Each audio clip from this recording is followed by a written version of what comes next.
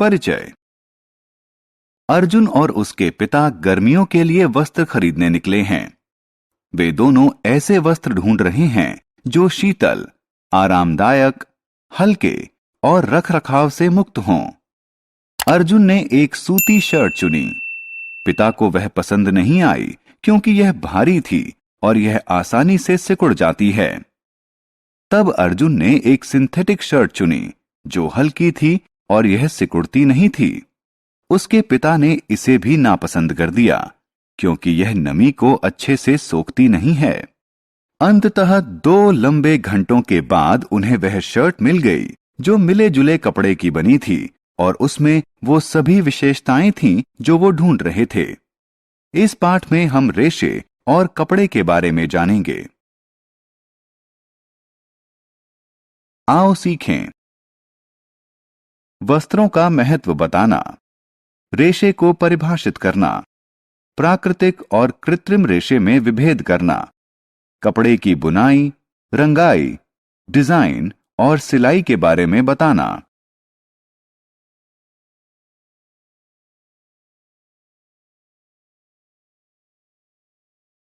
वस्त्र जो हम पहनते हैं। हम सब वस्त्र पहनते हैं। वस्त्र हमें ठंड, गर्मी, बरसात, धूल और कीड़ों से बचाते हैं।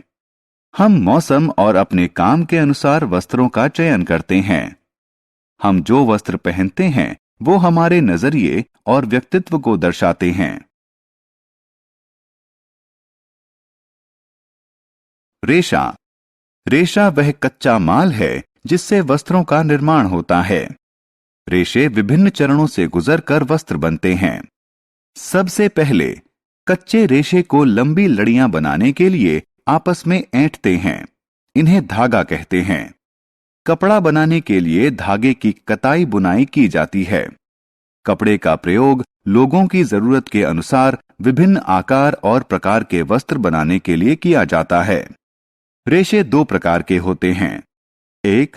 प्राकृतिक रेशे। 2. कृत्रिम रेशे। प्राकृतिक रेशे। प्राकृतिक रेशे पेड़ों और जानवरों से बनते हैं।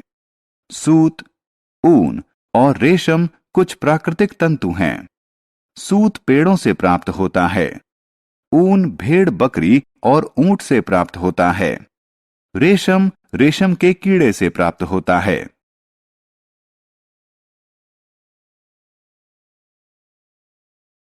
कृत्रिम रेशे।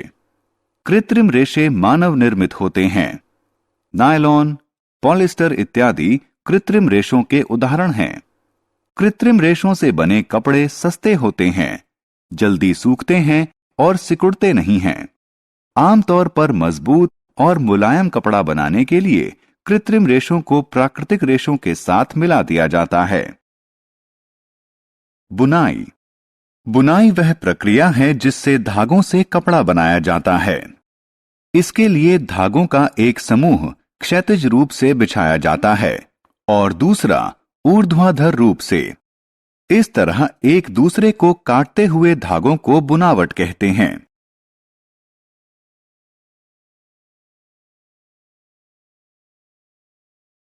परिष्करण। वह प्रक्रिया जिससे कपड़े की दिखावट और उपयोगिता में सुधार हो उसे परिष्करण कहते हैं। कपड़ों को दिए जाने वाले कुछ महत्वपूर्ण परिष्करण हैं। ब्रशिंग। ब्रश करने की प्रक्रिया से छोटे और ढीले तंतु कपड़े से निकल जाते हैं। कैलेंडरिंग।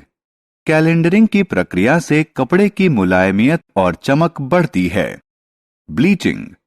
ब्लीचिंग की प्रक्रिया से कच्चे कपड़े का प्राकृतिक रंग छूट जाता है।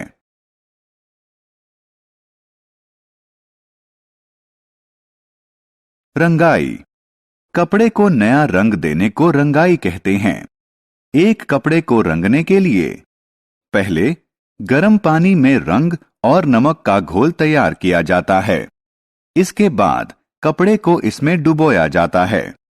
कपड़े को 1 घंटे बाद बाहर निकालकर धोया जाता है। अंत में कपड़े को सुखाया जाता है।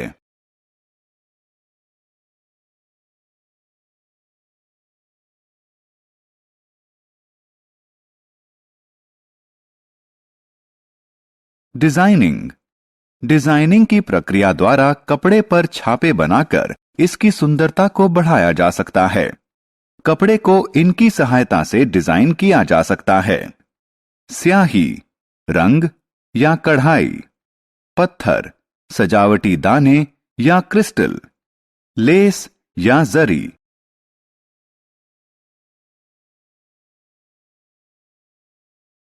सिलाई। सिलाई वह प्रक्रिया है जिससे कपड़ों को वस्त्रों में बदला जाता है। इसमें कपड़े को सुई और धागे से सिला जाता है। पुराने दिनों में सिलाई हाथ से की जाती थी, लेकिन आजकल सिलाई मशीन से की जाती है।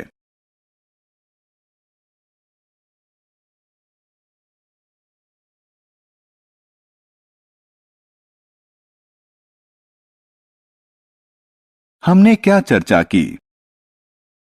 वस्त्र हमें ठंड, गर्मी, बरसात, धूल और कीड़ों से बचाते हैं। रेशा वह कच्चा पदार्थ होता है जिसका प्रयोग कपड़ा बनाने के लिए किया जाता है।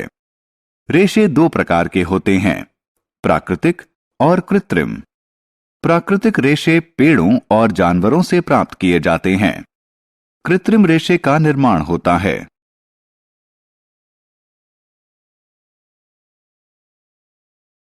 कपड़े का निर्माण एक जोड़ी धागों को आपस में एक दूसरे के समकोण पर बुनकर किया जाता है। कपड़े के परिष्करण में 3 प्रक्रिया शामिल होती है, ब्रशिंग, कैलेंडरिंग और ब्लीचिंग। कपड़े की दिखावट को बेहतर बनाने के लिए उसे रंगा और डिजाइन किया जाता है।